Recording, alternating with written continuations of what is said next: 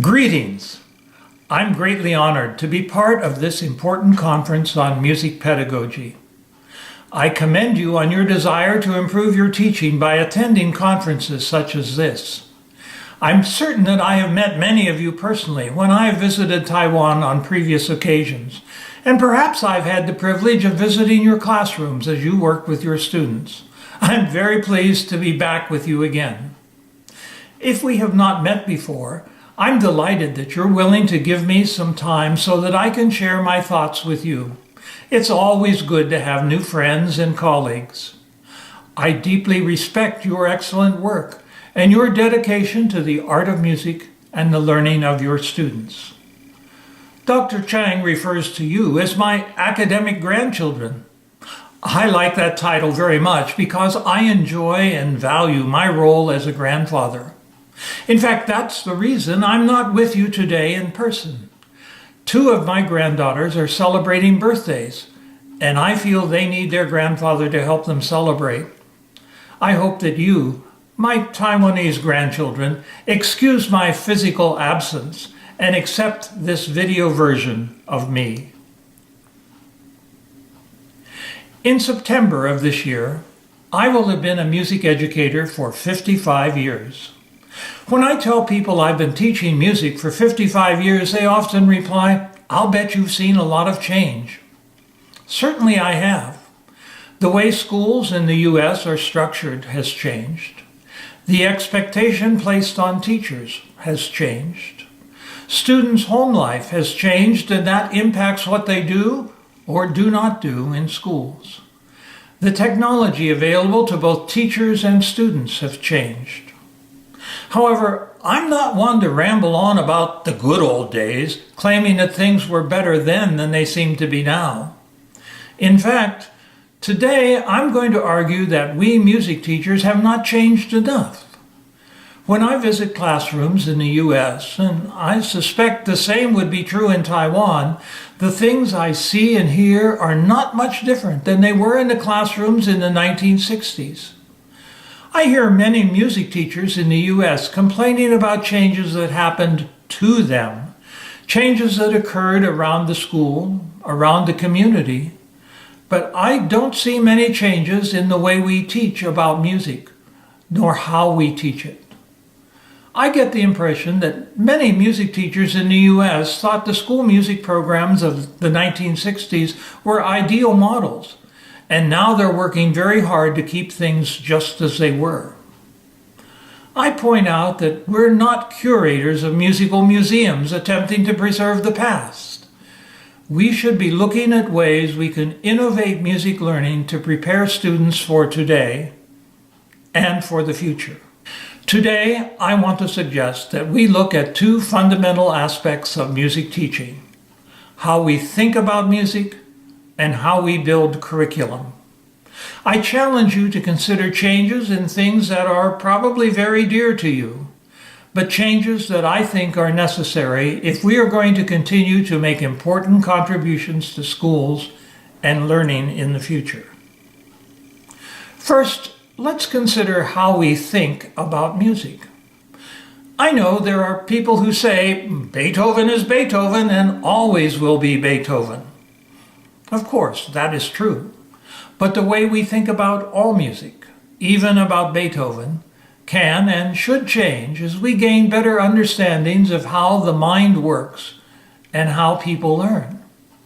There have been some important advances in these areas in the last 50 years that have implications for the way we think about music. Shortly after I began teaching, the Music Educators National Conference published a book advocating what was then called a conceptual approach to music teaching. This was based on a premise introduced a few years earlier by educational psychologist Jerome Bruner. He maintained that the essence of any subject could be taught to a child of any age.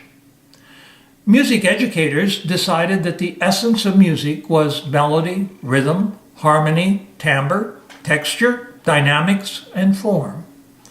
I don't know when, or who, or why these elements were determined to be the essence of music, but they became and continue to be the basis for music thinking and music teaching and the development of school curriculum.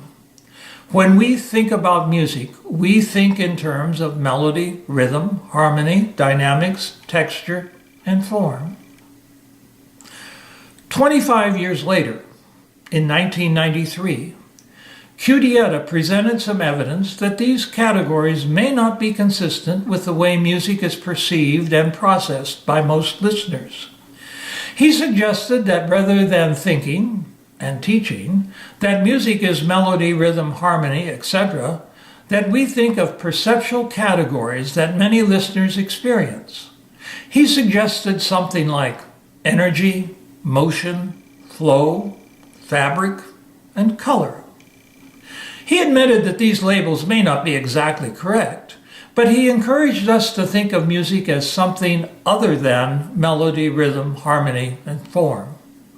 I'm reinforcing that recommendation. Music theorists use melody, rhythm, harmony to analyze and describe music for technical study, but these may not be the most meaningful categories for most listeners. We have new understandings of how the human brain works, of how it processes sound. We have a broader awareness of music and the role that it plays in human life. But we continue to think and teach about music as a music theorist. Shouldn't we consider a change? When I began teaching 55 years ago, students' access to music was restricted to what I provided. They sang and played the music I gave them in class. They listened to the recorded music that I played in my classroom. There was little music available to them outside of school.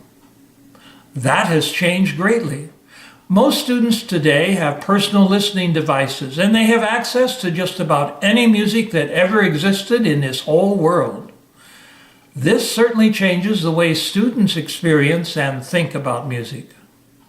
Has it changed the way we think about and teach music? For example, do you teach students about the wide variety of music that is available to them? Do you teach them how to locate websites for specific kinds of music? Do you teach them how to make choices of what music they listen to? And perhaps most important, do you teach them how to listen and how to respond to whatever music they find? It would seem that this new access to music should change the way we think and teach. Is it reasonable to expect that a student will understand our lesson on melody when she has been listening to and enjoying the sounds of African drumming or the latest hip-hop hit, neither of which have melody according to the common use of the term? Is it reasonable to expect that a student will fully understand a lesson on building scales and primary chords when he has a playlist full of music from India built on quarter-tone scales? Thinking in terms of melody, rhythm, and harmony might have been adequate when we were in complete control of the students' musical environments. Technology has made the diverse musics of the world available to everyone. It seems to me that we should provide our students with the tools they need to navigate this vast world of music and give them a basis for thinking about and in enjoying all the music they encounter. I'm not convinced that thinking of music as melody, rhythm, harmony is an adequate foundation for students when they think about the wide range of music to which they currently have access. In the 1960s, music, to most of us, meant a body of notated works, a collection of pieces. They were exemplars of Western art music to be performed. The task of the performer was to discover the intent of the composer and reproduce the sounds specified by the notation as accurately and as authentically as possible. For teachers, this meant getting students to read notation accurately, perform pitches with good intonation and precise rhythms. Music was something to be reproduced. But there are other ways of thinking about music. Lehman, Sabota, and Woody write about the generative process, maintaining that each performance has, or at least should have, a unique and fresh element generated or created by the performer. Thought about in this way, music is not something to be reproduced, but something to be created. I'm not suggesting that incorrect pitches or rhythms should be ignored, but as teachers, we could place less emphasis on precision and more emphasis on expression. Students would be encouraged to experiment with phrasing, articulation, and dynamics. They would be asked to consider the meaning they bring to the notation of Beethoven, rather than attempting to discover the meaning Beethoven put into the music. This way of thinking about music has an even greater impact on the way we teach music listening. Peterson, in 2006, offered some challenging ideas about listening as a creative activity. In her way of thinking, performances, either live or recorded, present a mass of sound to the listener, whose task becomes that of making sense out of what is heard. The listener selects some sounds toward which to direct attention, then makes connections among those sounds, imagining patterns that may or may not be related to one another. Meaning, according to Peterson, is created by the listener, rather than something that is hidden within a piece by the composer or performer. If we direct students to listen for specific aspects of melody, rhythm, harmony, and form, are we giving them opportunities to make their own meaning from music? Are we giving them the skills they need to listen creatively? There are other instances in which we may need to revise our thinking about music. For example, most of us think of music as being an event in sound. We go to a concert hall, close the doors as a barrier to the outside world, and dim the lights so our focus is on the sound of the music. We attempt to recreate these environments in our classroom or in school's concerts, modeling this isolated way of thinking about music for our students. However, this is not the way most music of the world is experienced. In many cultures, music is a part of celebrations, of feasts, or religious ceremonies. Music is a part of life, not closed off from it. In our own culture, many people experience music while eating in restaurants, dancing and drinking in clubs, while driving, running, walking, working out. Performances of popular music almost always include dancing, costumes, lighting. They may even include flames and smoke and fireworks. David Elliott and Christopher Small both urge us not to think of music as a particular work or a piece. Any music is heard within a context. That might be a concert hall, a nightclub, a church, on a solitary bench in a park, while driving in a car or in a classroom. Everything within that environment impacts the meaning that we make from those sounds. What we see, what we touch, what we smell, what we remember becomes mixed with what we hear to determine our response, to determine the meaning that event has for us. Small would have us think of music as an experience because it is always bigger and broader than the sounds themselves. If we think about music as being an experience, it seems to me that we would teach students to be more keenly aware of the context in which the music occurs, and particularly sensitive to their personal responses to everything within that environment, to the feelings that occur as they make meaning from the experience. Rather than asking them to describe the sounds in terms of melody, rhythm, and harmony, we might be asking them to describe the feelings they experience. An experience might be described in some of Cudietta's terms, such as high energy or low energy, or rapid forward motion, or being static. An experience might be described as having high intensity or low intensity, as having a consistent feeling or rapidly changing feelings. We have been trained to think of music in the technical terms of a musician, but our students are not musicians. How do we want them to think about and experience music? Now let's talk a little bit about building curriculum.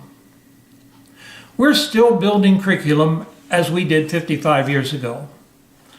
Another one of Jerome Bruner's proclamations in 1963 was that one learns to be a musician by doing the things that musicians do. Of course, musicians perform, so performance, either solo, ensemble, or general music class, became the basis for our teaching. The assumption was that musicians perform in the European classical tradition, which involves reading notation. So note reading became a very important part of the music curriculum. Musicians analyze the structure of music they perform and they situate it within a historical context. So music theory and history was included in the curriculum. When I step back and take a critical look at most public school music curricula, it does not look very different from the curricula that is used for training music teachers. It is performance, it is music theory, it is music history. Of course, we are musicians, and if the goal is to have students learn music by doing the things musicians do, that may be a very appropriate curriculum. But I ask that you consider an alternative. I don't think it's realistic to think that all of your students are going to be musicians. You probably don't want them to be. There are too many unemployed musicians right now. What I think we do want is citizens who value music, who find meaning in music, and who choose to make time in their lives for music. In my experience, school curriculum is designed by a group of music teachers getting together and asking one another, what is important about music that students need to learn? The answer to this question always seems to be, they need to know everything about music that I know. They need to know how to read, how to perform. They need to know music history and theory. It seems to me that we are trying to clone ourselves, to teach our students what we know and value in music. I suggest another approach.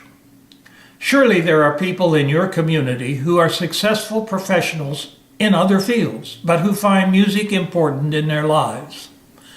I think it would be very interesting to get a bank president, a medical doctor, a shop owner, an insurance salesman, perhaps a city council person. You might even include your school principal.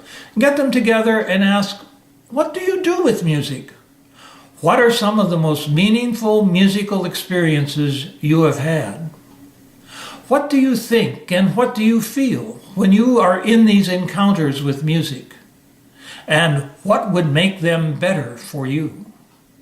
I think it would be very interesting to see what a curriculum based on the music encounters of successful non-musicians would look like. I wonder how it would be different from a school curriculum based on what trained musicians find important. I firmly believe that our goal of helping our fellow citizens find joy and satisfaction through meaningful experiences in music is a very high call. And it is as valid and important now as it was when I began teaching in 1963. I have seen many changes in the world during my 55 years in the profession, but I have not seen commensurate changes in the way we approach our goal. I fear that we're too committed to the past, to our traditions, to truly look at the new world from which our students come. I fear if we continue to think about music as we did 55 years ago, if we continue to build curriculum as we did in the past, we will be deemed outmoded and obsolete. Our role in schools will be diminished even further than it is now. Embrace change. The masterpieces of musical art will remain forever, but the way we think about them and the way we respond to them can change. Learning music was important for the ancient Greeks. It was important when I began teaching 55 years ago. And hopefully it will remain important for the next 50, 100, 500 years. But what was important for the Greeks to learn about music was not the same as what was important to learn about music in the 1970s or the 1980s. What is important for your students to learn about music for tomorrow? That might be quite different from what was important for you to learn about music when you were a college student. How do you think about music? What is important for your students to learn? Embrace change in the way we think about music, in the way we teach music. I thank you.